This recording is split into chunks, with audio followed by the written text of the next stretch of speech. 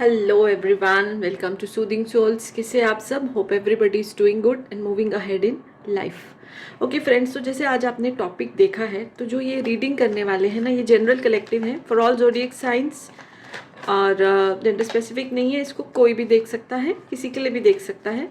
जो आपसे रेजोनेट करे आप रखें, बाकी उसको जाने दें। तो इसमें हम देखते हैं कि अगर एक लव ट्राइंगल है आपकी लाइफ में, यानी 3 पर्सन है एक रिलेशनशिप में। अब ये 2 फीमेल्स 1 मेल, या जो है 2 मेल्स या 1 फीमेल, वॉटेवर जो आपसे रेजोनेट करे, क्योंकि जेंडर स्पेसिफिक नहीं है। तो उसमें तीनों की म्यूचुअल फीलिंग्स क्या है इस रिश्ते को लेके, एक दूसरे को लेके। सो क्या फीलिंग्स है, ठीक है। ऑब्वियसली जो मेरे व्यूअर्स हैं वो भी वन ऑफ द पार्टी होंगे, तभी वो ये रीडिंग देख रहे हैं, ये वीडियो उनके सामने आई है। सो देखते हैं कि तीनों की फीलिंग्स क्या है। जो आपसे रेजोनेट हो आप उसको रखिए। ओके, लव ट्रायंगल में तीनों पार्टीज की क्या फीलिंग है, जो ट्रायंगल बना रहे हैं उनकी फीलिंग्स क्या है। तो मैं अभी ऐसे करती हूँ, इस डेक में से तीनों के लिए कार्ड्स निकालती हूँ। फर्स्ट जो ये मैं पाइल निकाल रही हूँ, 3 कार्ड्स निकालती हूँ इस डेक में से, और भी देखेंगे। ये है आपकी फीलिंग्स। ओके सो फ्रेंड्स, अगर आपको ये रीडिंग अच्छी लगी तो प्लीज़ इसको लाइक कर दीजिए। चैनल सब्सक्राइब नहीं किया तो चैनल भी सब्सक्राइब कर दीजिए। अब ये हैं आपके जो पार्टनर हैं। देखिए, आपकी फीलिंग्स, आपके पार्टनर की फीलिंग्स। तो म्यूचुअल फीलिंग चेक कर रहे हैं ना हम लोग।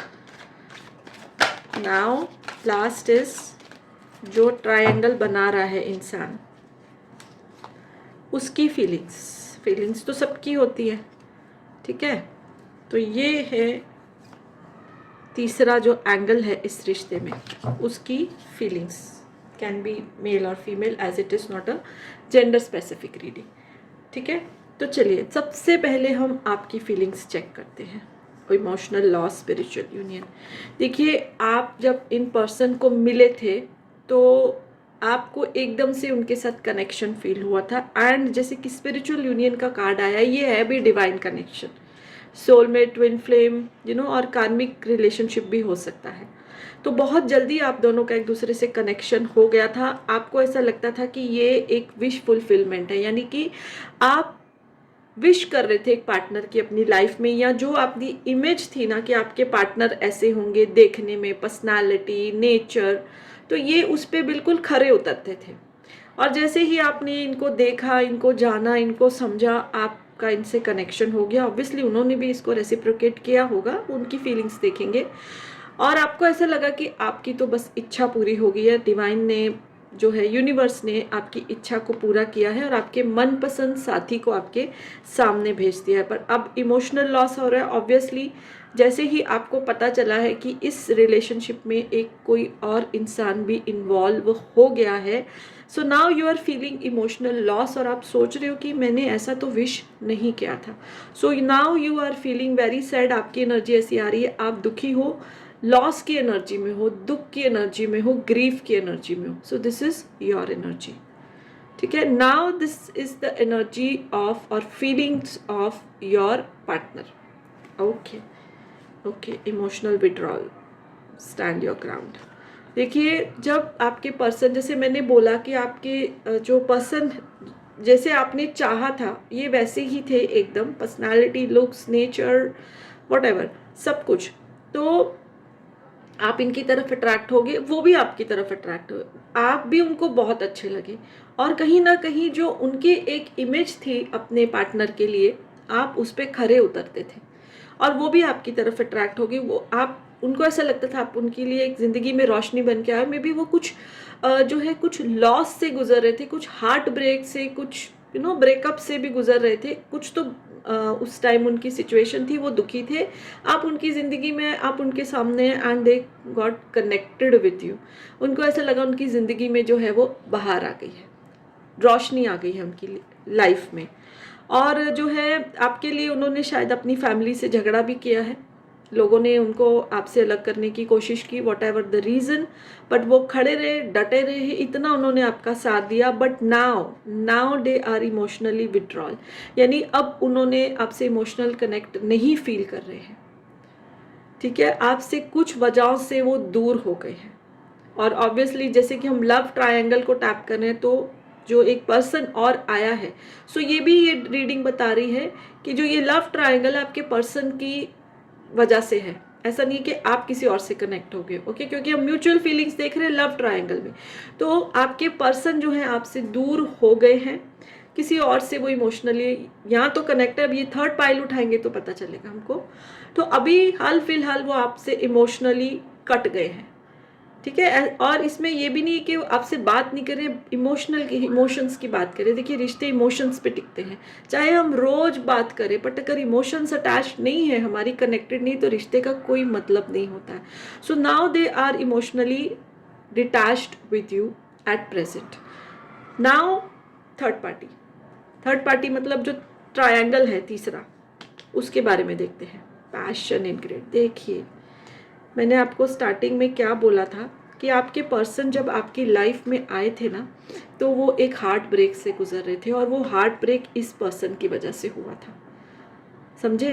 पैशन इन डेट यानी कि वो पर्सन जो उनको पहले छोड़ के गया था या गई थी, ठीक है, वापस उनकी लाइफ में आ गए हैं और अपना बहुत हक जमा रहे हैं उनके ऊपर।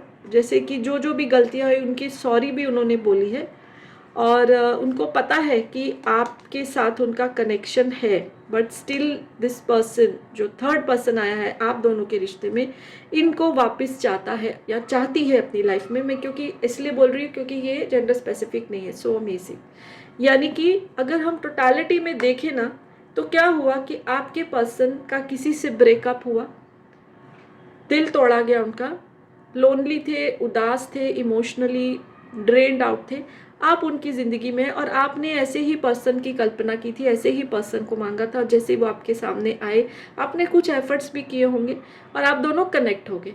बट कुछ समय के बाद ये पर्सन जो उनको छोड़ के गए थे वापस आ गए हैं लाइफ में, और उनको अपने लिए चाहते हैं। वो जानते हैं कि वो किसी से कनेक्टेड है, उनका रिश्ता है, बट सेल्फिशनेस दिखा रहा है ये इंसान। अपने बारे में ही देखो सोच रहा है, अपना ही सोचना है, नहीं मुझे चाहिए तो चाहिए, और इसके लिए वो कोई भी हद तक जा सकते हैं। उन्होंने सॉरी भी बोला है, रिपेंट किया है, रोए धोए सब कुछ है। Now your person is emotionally withdrawing from you again, क्योंकि जैसे बोलते हैं ना, पहला प्यार कभी नहीं भूलता कोई। तो इसी वजह से ये लव ट्रायंगल है वो जो बन गया है, this is become a love triangle, ठीक है। और ये ही तीनों की जो है म्यूचुअल फीलिंग्स आ रही हैं। तो थोड़ा सा गाइडेंस लेते हैं आपके लिए, बिकॉज आप मेरे व्यूअर्स हैं, तो मैं आपके लिए गाइडेंस लूँगी कि क्या करना चाहिए आपको, ठीक है, आपको क्या करना चाहिए इस लव ट्रायंगल में। अब आपके पर्सन तो बीच में आ गया, आपसे प्यार करा है उन्होंने, लेकिन जिससे पहले प्यार किया है वो फीलिंग्स वापस आ रही है उनको। So what should you do?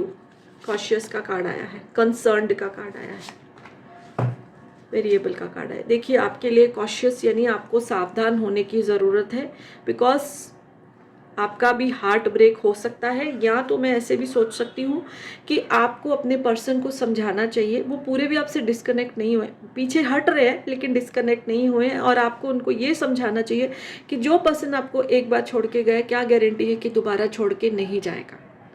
So you are very concerned, and आपको ये कंसर्न अपने पार्टनर को बताना चाहिए, एग्जाम्पल्स देने चाहिए उनको कि देखो कि जो पर्सन आपको एक बार छोड़ के गए, कोई गारंटी नहीं कि वो दोबारा छोड़ के जाए। तब उन्होंने आपकी परवाह नहीं की, तो क्या गारंटी है कि अब आपकी इमोशंस की परवाह करेंगे। कुछ रीज़न से आए होंगे, उनका कहीं हार्ट ब्रेक हुआ होगा, तो चलो आपका हाथ पकड़ लिया, but you have to warn them, you have to warn them. So ये आपके लिए गाइडेंस आया है, बट आपकी फ्री विल है, आप इसको एक्सेप्ट करें कि नहीं करें। सो ये सारा सिनेरियो निकल के आया है, वेरी क्लियर, बहुत क्लियर सब सिचुएशन निकल के आई है। आपके लिए भी गाइडेंस है। अब आपको क्या करना है, उनको वार्न करना है कि छोड़ देना है, ये आपके हाथ में है। सो यस, यही इस रीडिंग में निकल के आया। अच्छा लगे तो लाइक कर दीजिए, चैनल भी सब्सक्राइब कर सकते हैं। So yes, bye for now and blessings to all of you.